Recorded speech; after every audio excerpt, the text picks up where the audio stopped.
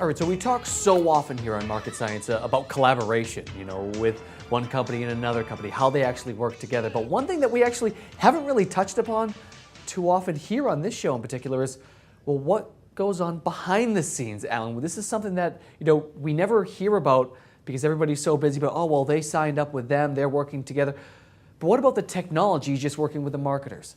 That's something we never touch upon, and it's probably the most important part of it all. Well, it's interesting because this notion of we're engineering the new marketing, we're creating new campaigns and content, all the things we talk about, building communities, and yet maybe we need to shine the spotlight a little bit on the behind the scenes, and as CMOs, as marketers, as strategists, how do we sort of engineer an environment behind the scenes that enables the new marketing, the new types of campaigns, the openness with our customer base? Shouldn't we be doing that inside the walls of the business as well? I think so. And our next guest is the perfect person to help us explore this. I was going to say, this topic obviously isn't something overly new. It's something that people have discussed and tried to find the correct way to go about it for quite some time now. But one post in particular actually really sparked our imagination and sparked this conversation. It came out of Forbes.com. It is about IBM to CMOs and CIOs work together or become irrelevant. It was put together by Mark Fidelman, a writer for Forbes.com, as well as chief social strategist at Harmony. So, Mark, welcome in. How are you doing today? I'm doing well. Thank you, guys. So, for the folks out there, kind of give us the Cliff Notes version of the post, if you will.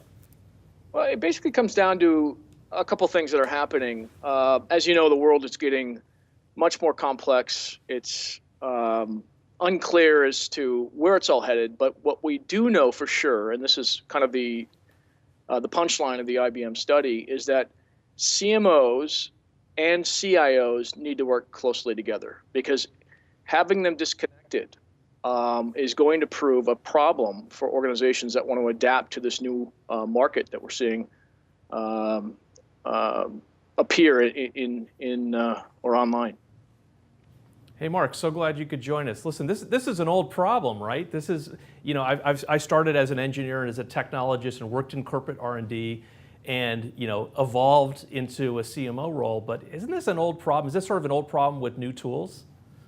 This is an old problem with new tools, but and especially because if you look at the CMO and CIO traditionally, it's kind of an odd couple, is it not? I mean, you've got the CMO who's very extroverted, very creative, and you've got the CIO that's more technical, probably known for being more introverted. These are not two people that hang out at the local bar. Or maybe they do and they just have really interesting conversations, right? I mean, it's so funny. As a marketer who started as an engineer, man, where does technology not impact your day-to-day? I mean, between your social channels, your digital channels. I mean, if you're doing anything with digital, if you're doing anything with online, increasingly you're having to deal with the technical side of things, the tools, the applications, the implication of a technically sort of savvy audience, right? It's interesting because we need to be talking together, and you're right, it is sort of a left brain, right brain kind of a thing. But maybe, Mark, you can share kind of what are some of the tricks, I guess, to get these groups that naturally don't hang out together, which is your point, to kind of get them to work together. Either are they kicking and screaming coming together, or they want to work together, they just haven't figured out the best way to do it? Well, it's a great question, and I think you've got to give them a vision of what where the organization's heading, especially around internal and what I call external social networks.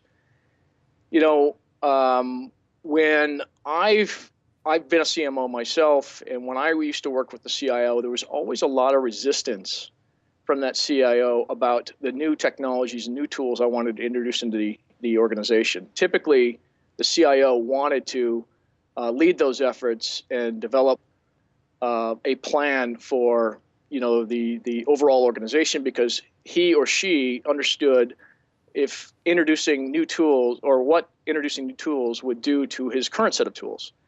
So now when we're talking about information in the cloud, we're talking about technology in the cloud, CMOs have got to take the reins on some of these things, and they've got to work directly with the CIO in order to implement them and to make sure that it's not impacting some other big CIO initiative. So I don't know if they're going to be natural partners going forward, but you've got to appeal to the larger corporate vision and get them both bought into that corporate vision and working together.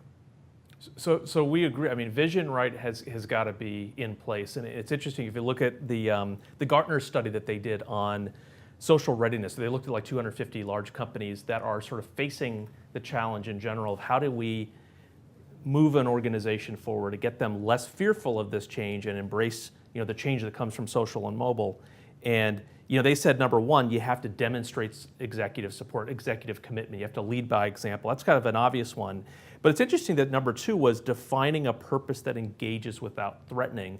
And I think maybe that's the root of a lot of the natural tension is that, CIOs are about reducing risk and looking at the big picture. CMOs, in a lot of ways, want the new shiny object, and it's like, well, I don't care that that's the way that we always did things. I want it now, and I want to do things differently. I'm wondering whether things like, obviously we talk about social and the impact of that, but things like SaaS and the new types of applications, like take Salesforce, for example.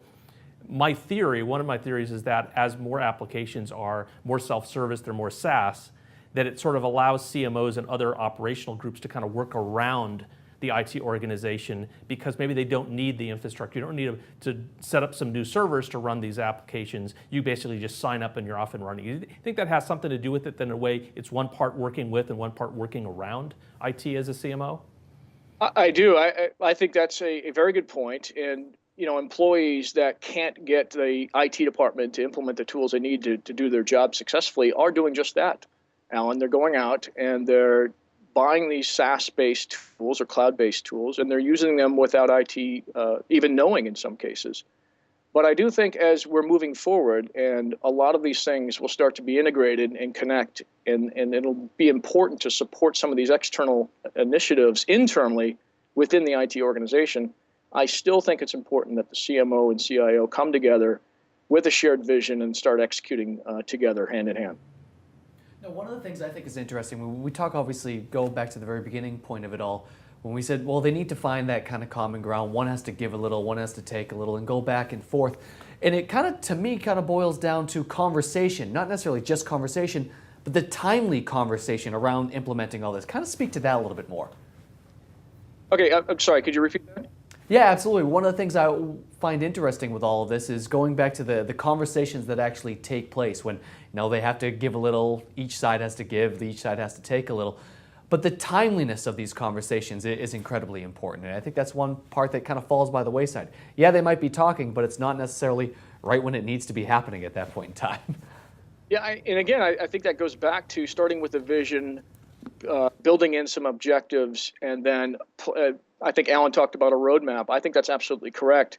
A lot of times when I talk to CIOs, they're not even part of those discussions. They're not, and a lot of times they're not even on or in the executive boardroom, which I find remarkable. I think the CIO has got to be included in strategic discussions, and they've got to be the ones that support that strategy from a technical viewpoint. I don't think enough CIOs are given that opportunity especially in today's Global 3000, which was surprising to me when I did my research on it. I mean, the other thing that's interesting, and you call this out in your piece, that, so IBM has developed a suite of solutions, a number of solutions to sort of help to bring these groups together. And I like this idea, it's sort of the top point about, the ability to post rich media assets that drive conversation, that create attention.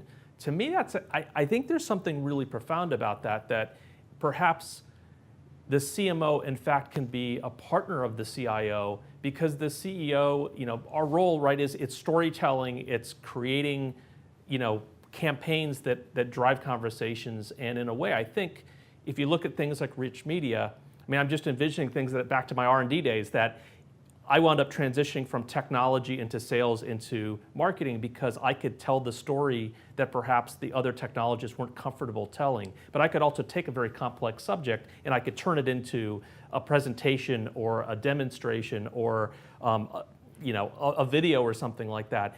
Do you think that maybe is the key here, is that maybe we can bring these groups together because they both need something from each other? The CMO really can offer the CIO ways to tell those stories and to maybe take very complex things and simplify it so that the executive suite understands why they need to invest in certain things. And likewise, the CMO needs the CIO's attention. That's probably the most common refrain is, we need to roll out this new system, but yet I can't get the attention, or it's somewhere on the list, or how can I move my priorities ahead? Maybe I can move my priorities ahead if I'm essentially a little bit of quid pro quo here.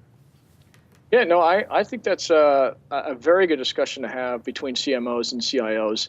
And that might be one point where they can come together and say, okay, now I could see how we could form a partnership and we could both help each other out. In terms of your rich media, I think the big takeaway from that is, and maybe Alan, you've been exposed to this, I certainly have. When I've got rich media, when I've got content, when I've got things that I want to post on our website or somehow work into an integrated campaign that we're doing across the enterprise, I find it extremely challenging to work with IT in order to get those assets up on the web or into digital form. What IBM's done, which I find kind of very interesting, remarkable, there are other companies that have done this, is that they make it very easy for the CMO to do that without having to burden the IT department with repeated requests to add these assets online in digital form.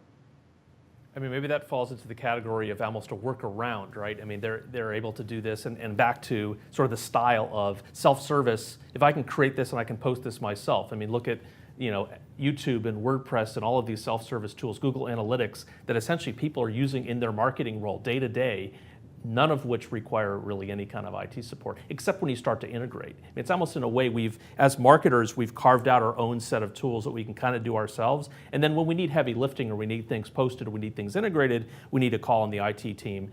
But in a lot of ways, I think it is sort of a little bit of doing it ourselves, a little bit of trying to pick the right high priority things that then we need the attention from IT. I mean, Mark, correct me if I'm wrong, but at this point in time, I mean, seeing what actually takes place here at the Pulse with Alan and what you were just saying, it almost seems like the CMO is an extension of IT in a sense, isn't it? It is. I mean, it's a good way of putting it, at least in this example. And I think that's another. We talk about points of where they can come together. I think that's another point, is that the CMO and CIO can come together and partner with some of these initiatives that help each other out. And I think we're going to see more of this as we move forward into the what I term the social age here. So the coming together idea, there's the around a common vision, there's the around certain projects, right? I mean, everybody at the end of the day, we're doing campaigns, we're doing certain projects. There's always like the ones that are most important and the ones that are least important, although for a lot of us, they're all most important. Talk a little bit about coming together in the physical workspace, because I know that you've also written about sort of the vision for the future workspace. How do you drive collaboration, not just online, but offline?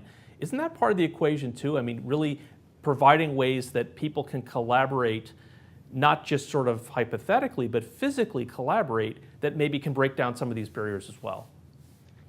Well, thanks for that segue, Alan. It was remarkable. I was traveling around the world, literally last quarter, 90 days ago. And what I found was I would be visiting these Microsoft technology centers, which were full of technology, full of new ways of collaborating and sharing information. I mean, where you could literally, on your phone, throw up content onto a smart board and start manipulating that content on that smart board. And 5 or 6 people can be around that smart board, moving objects around, sharing, adding notes, and then have it be sent back to your mobile phone. And what struck me is when I went out and visited some of our customers, they were still stuck in this Mad Men era work environment. It's a complete analog environment. We're still there. We haven't evolved the workplace to a workplace that supports all of these new digital technologies or digital content, or has supported the effort to be more collaborative. We all preach this, we all talk about this, but we're only doing it online. We're not doing it offline in the work environment. So I think it's important that we start to think about how we bring digital content, how we become more collaborative, and how we become smarter through workplace analytics of driving productivity and becoming a more effective enterprise. Well, it's funny because when we think about physical environment and facilities and the networks, a lot of that is being defined by, if not, deployed by the IT organization. So I think this may be another example of how, this vision of collaboration and creativity comes together with the practical, the communications, the telecommunications, the internet infrastructure. Maybe this is another area where joining together the CMO, the CIO, we in fact can sort of take the best of I mean, sort of the irony This is almost something as simple as SharePoint. I mean, I'm laughing at this. You're offering up something as simple as SharePoint. Who implements something like that? Obviously, maybe it's the implementer itself, but more often than not, they have to work directly with IT. It's just something as basic as that. I think that's my point and the irony, right, is if you go to the real creative, to the ad agencies, the PR agencies, the web design, a lot of times those are the most traditional workplaces. It's like, wait a second, you're sort of creating all this incredible, collaboration, social open things for your clients, but yet the way that it's being created, maybe this is the whole point, is many times that Mad Men style, people in offices and traditional conference rooms and lots of meetings, but not really interactive discussions. Maybe I think that's the point, that if we bring those parties together, in a way each party can learn from the other. And man, in that example, if I'm sort of visualizing what this looks like, who am I going to have to talk to make this happen? I'm going to have to talk to IT. And so in IT, if they come up with these ideas for the new sort of networked workplace, they're going to benefit if they talk to the marketing guys about how do you create a campaign, who's involved, who should be sort of physically and virtually part of that discussion. I think we have to talk that way. And the irony again is that sometimes the marketers in this case are the least innovative in terms of the workplace. Yeah, it's definitely an interesting fact for sure. So Mark, honestly, we're starting to run a little short on time right now, but I got to ask you, you're everywhere. Obviously, you just finished traveling the world. Tell us where we can find you now, though, for the folks out there who actually want to get in touch with you. Where's the best place to go to at this point in time? Well, for now, I'm kind of restricted to my Forbes column called Socialized and Mobilized. So that's just Forbes.com/site/Mark Fidelman. And I run a column called Socialized and Mobilized. I'm talking to the Global 3000 executives on a regular basis and drawing insights from my discussions with them. Awesome. Excellent stuff. Mark, honestly, thank you so much, and we'll definitely be catching up soon. Thank you. Hey, thank thanks, you, Mark. So, Alan, before we go, let me just ask you kind of your takeaways from this conversation in particular.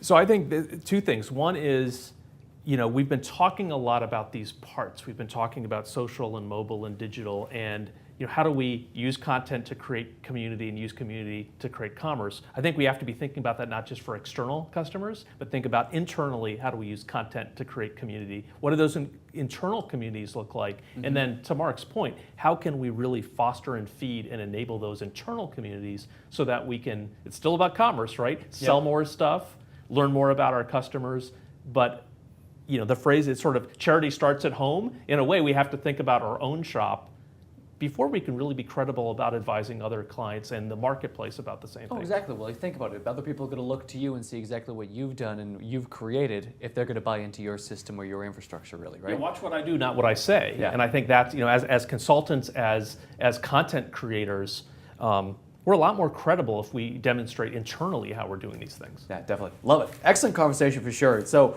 for Mark Fidelman, for Alan Bonde, I'm Tyler Pyburn. This has been Market Science right here on the Pulse Network.